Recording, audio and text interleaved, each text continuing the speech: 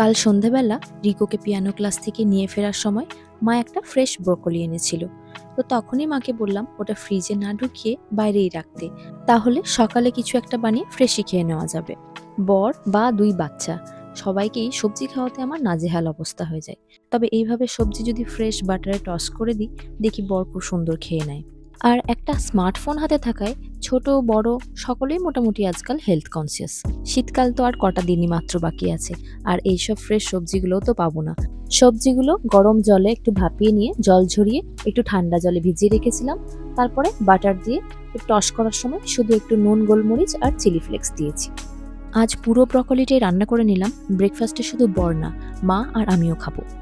Broccoli is very beneficial for our heart health. আর cholesterol বা blood pressure কমাতেও এটা খুব সাহায্য করে। মেয়েদের জন্য খাওয়া তো খুবই ভালো, কেননা এর মধ্যে vitamin, minerals, potassium, calcium, iron কি না নেই।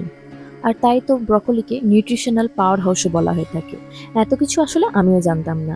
আমি এগুলো তখনই জানতে পারি যখন আমি নিজে ডায়েট করেছিলাম, আমার ডায়েটিশিয়ানের চার্ট ফলো করে। এখন অ্যাড করলাম মিষ্টি আলু, যেটা আমি ওভেনে রোস্ট করেছি। মায়ের প্লেটে দিলাম 2 পিস মাল্টিগ্রেন ব্রেড, যেহেতু মা ডিম খাবে না। আর এদিকে আমার বরের মুখের ডিজাইন পাল্টে গেছে। মিষ্টি আলুর রোস্টটা একদম পছন্দ হয় না। পেশেন্টদের উপর যত ডাক্তারই করুক, বাড়িতে তো বইয়ের কথাই শুনতে হবে। দিয়ে দিলাম 1 গ্লাস জল। যেটা পছন্দ না সেটা জল দিয়ে ঢকঢক করে গিলে খেয়ে নেবে। ঠিক আছে, তাই সই, পেটে গেলেই হলো। আমাদের ব্রেকফাস্ট আইটেমগুলো কিরকম লাগলো অবশ্যই কমেন্ট করে জানাবেন। আর মিষ্টি আলুর রোস্টটা কিন্তু দারুণ লাগছে। অবশ্যই একবার ট্রাই করে দেখতে পারেন। চলুন আজকের মিনি ভ্লগটা তাহলে এখানেই শেষ করলাম। টাটা।